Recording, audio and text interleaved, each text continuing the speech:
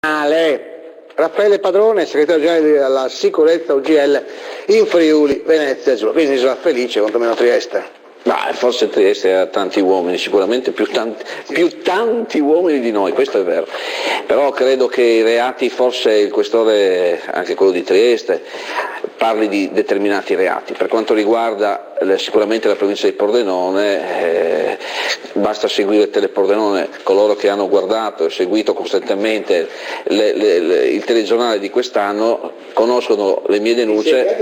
Infatti 4.000 a fronte di 4.000, i furti in abitazione sono stati 494 contro i 386 del 2012, quindi qua c'è stato un aumento.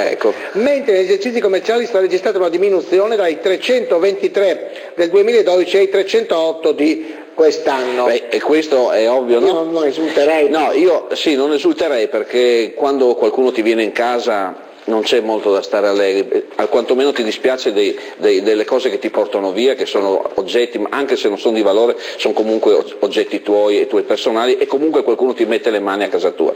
Quindi anche secondo me, per quanto riguarda Pordenone, c'è stata un'escalation di questi furti, ma poi l'ha detto anche il capo della polizia, i dati del Ministero dell'Interno li abbiamo ricevuti, quindi un capo della polizia che dice non vi posso garantire più sicurezza di quella che c'è, quindi voglio dire, rubando un po' la scena a quel comico, grande comico che era Totò, insomma la somma che dà il totale, credo, direttore, di dire che fino a che non si investe in sicurezza non andremo da nessuna parte. Per gli uomini che abbiamo Pordenone sta dando tanto, d'altronde, ripeto, il questore fa la farina col pane che ha, no? Si dice, e quindi se non li mandano a Pordenone non arrivano. A organizzare tutto. Ecco, sì, perché noi siamo stati una di quelle città con i problemi di piazza anche più delicati, abbiamo visto il movimento, oggi in piazza c'è una manifestazione, e poi sono quelli colleghi che vanno, che girano dagli uffici. Ne parleremo.